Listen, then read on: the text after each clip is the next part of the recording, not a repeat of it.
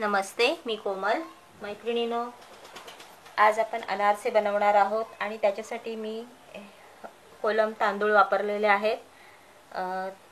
हे तांदूळ मी 3 दिवस पाण्यामध्ये भिजवलेले आहेत. सकाळ संध्याकाळ त्याचं पाणी बदललेलं आहे, स्वच्छ धुवून. चौथ्या दिवशी हे तांदूळ मी असे वाळत लावलेले आहेत. हे तांदूळ आपण 10 ते 15 मिनटं वाळवून घेणार आहोत आणि नंतर याची पावडर तयार करून घ्यायची मिक्सरमध्ये. 10 मिनटं झालेली आहेत. आपण तांदूळ हा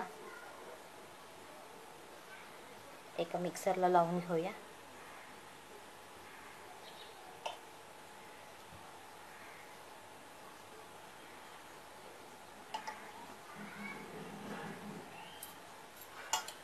मिक्सरच्या भांड्यामध्ये घेते.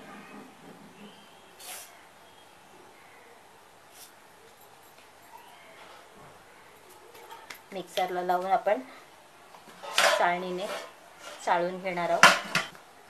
अशा प्रकारे आपण तांदूळ तो मिक्सरला लावून दळून घ्यायचे. हा मिक्सरलाच लावायचे ओलसर असतानाच आणि छान चाळून घ्यायचं.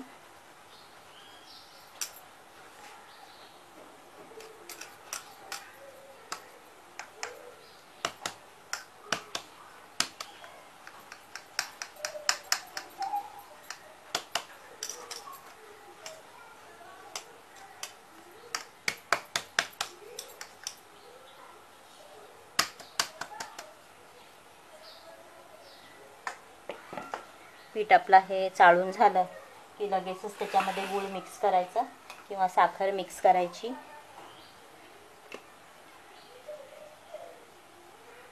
एक किलो तांदळासाठी अर्धा किलो गूळ मिक्स करायचं.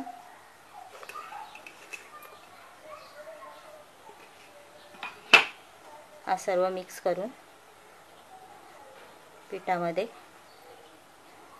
अर्धा तास ठेवून द्यायचं असंच, किंवा पूर्ण गोळा तयार होईपर्यंत त्याला असंच ठेवून द्यायचं. झाकून बघूया. आपण 2 तासासाठी मिक्स करून ठेवलेला, आता 3 तास झालेले आहेत.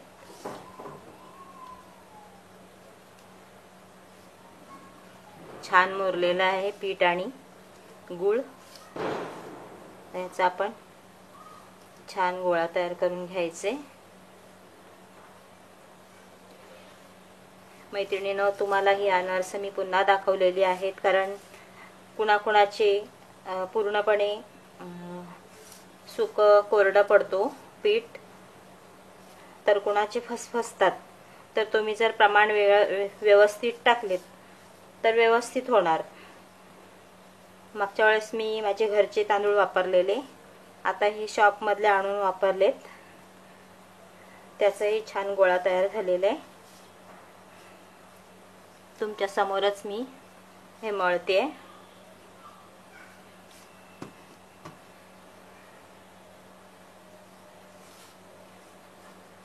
हे बघा, छान असं झालेलं आहे तयार. तुम्ही जेव्हा पण तांदूळ 3 दिवसांनी बाहेर काढता, ह्याच्यासाठी पाण्यातून बाहेर काढून सुकवता, ते जास्त वेळ सुकवायचे नाहीत. जास्त कोरडे केले की मग तो रवा सुका होतो आणि लगेच मुरत नाही, त्याचे अनारसेच बनत नाहीत. तांदूळ थोडेसे ओलसर असतानाच मिक्सरला लावायचे. हा बघा, छान असा गोळा तयार झालेला आहे.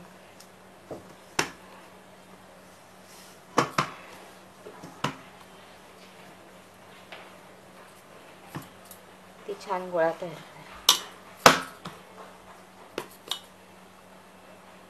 हे असं आपण हातावर गोळी घेऊन असं थापलं तरी मस्त असा अनारसा तयार होतो. आपण आता तळून पण बघूया. आपण पीठ छान मळून घेतलेलं आहे. आता मी छोटीशी गोळी घेतलेली आहे आणि ती अशी हे करून आपण छान असे अनारसा बनवून घेऊया.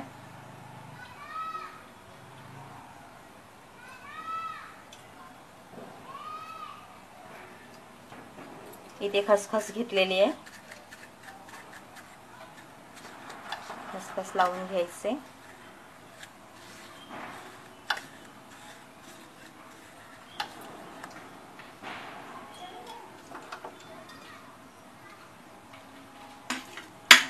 आपला तेल छान गरम झालेलं आहे.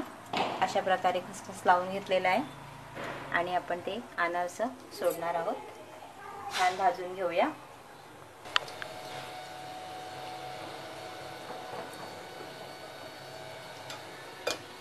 छान ब्राऊन करून घ्यायचे आणि अशाच पद्धतीने आपण बाकीचे अनारसे सुद्धा बनवून घ्यायचे.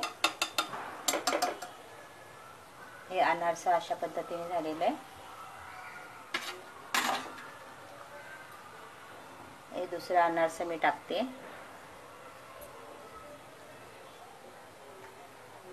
अशा प्रकारे आपले अनारसे तयार झालेले आहेत बनवून. मैत्रिणींनो, जर तुम्ही पाहिलं तर ह्याच्यामध्ये जाळी पडलेली आहे. दोन्ही बाजूनी सर्व अनारसांना चांगली जाळी पडलेली आहे. तुमच्या समोर मी लगेचच अनारसे बनवलेली आहेत. ही मी दुसऱ्या दिवशी किंवा तिसऱ्या दिवशीसाठी सुद्धा ठेवलेली नाही आहेत. हे मी कोलम तांदूळ घेतलेले आहेत. त्याच्यामध्ये मी 400 ग्रॅम गूळ वापरलेला आहे. मागच्या वेळेस जेव्हा मी बनवलेले ते अर्धा किलो तांदळाचे बनवलेले. आता मी 1 किलो तांदळाचे बनवलेले आहे. 1 किलो तांदळामध्ये मी 400 ग्रॅम गूळ वापरलेला आहे.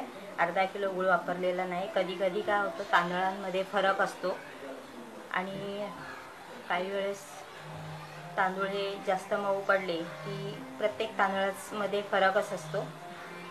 मऊ पडले की लगेच पीठ हे पातळ होतो. म्हणून मी त्याच्यामध्ये गूळ हे 400 ग्रॅम वापरले आणि त्याच्यापासून मी अनारसे तयार केलेली आहेत. त्याच्यामध्ये कोणत्याही प्रकारे मी मोहन घातलेलं नाही आहे किंवा दूधही वापरलेलं नाही आहे. तर अशा प्रकारे आपली हे अनारसे तयार आहेत. जेव्हा पीठ कोरडं होतो त्याच्यामागचं एक कारण असतो. तांदूळ तुम्ही जेव्हा पण ते बाहेर काढता पाण्यातून, तो तांदूळ तुम्ही जास्त वेळ वाळवायचं नाही. फक्त 10 मिनटं वाळवा आणि लगेचच किसलेल्या गुळामध्ये मिक्स करा. अर्ध्या तासामध्ये व्यवस्थित ते मिश्रण मिक्स झालेलं असतो. तुम्ही जेव्हा पण हे कोणताही पदार्थ बनवता त्यावेळेस नेहमी कमी क्वांटिटीमध्ये बनवत जा. आधी व्यवस्थित होतो की नाही ते पडताळून बघा आणि नंतरच जास्त क्वांटिटीमध्ये बनवत जा. अनारसे बनवताना सुद्धा 200 ग्रॅम तांदूळ, त्याच्यामध्ये 50 ग्रॅम किंवा 100 ग्रॅम गूळ घालायचं आणि मगच ते अनारसे बनवायची. म्हणजे जसे आपण तांदूळाचे तयार केले 3 दिवस भिजवून, तसे 200 ग्रॅम तांदूळ पाण्यात घालून 3 दिवस भिजवायचे आणि त्याची पावडर करून घ्यायची मिक्सरला लावून. थोडेसे 5-10 मिनटं वाळवायची आणि मिक्सरला पावडर लावून करून घ्यायची आणि लगेचच त्याच्यामध्ये गूळ मिक्स करून पीठ मळून घ्यायचं. छान बनतात. आता ही अनारसे मी तुमच्या समोरच बनवलेली आहे. तरीसुद्धा मी काही पीठ ठेवलेलं आहे थोडाफार. अशा प्रकारचे आपले अनारसे तयार आहेत. तुम्हाला जर हे अनारसे आवडले असतील तर तुम्ही नक्की लाईक करा. मी परत बनवली तुम्हाला सांगण्यासाठी, कारण की बऱ्याच मैत्रिणींच्या कमेंट्स होत्या. कोणाकोणाचे अनारसाचं पीठ लूज पडलं, तर कोणाकोणाचं रवा तयार झाला. तर जास्त वाळवले तांदूळ तर रवा तयार होतो आणि गुळाचं प्रमाण वाढलं तर ते लूज पडतं. म्हणून सुरुवातीला गुळाचं प्रमाण थोडं कमी ठेवा, कारण प्रत्येक तांदळात फरक पडतो. आता ही मी अनारसे बनवलेली आहेत, ही तुम्हाला दाखवलेली आहेत. पुन्हा एकदा ट्राय करा. जेव्हा पण तुम्ही कोणतीही रेसिपी बनवताना, कोणताही पदार्थ बनवताना कमीत कमी क्वांटिटीमध्ये बनवा. जर तो तुमचा व्यवस्थित झाला तर तुम्ही जास्त क्वांटिटीमध्ये बनवू शकता. धन्यवाद.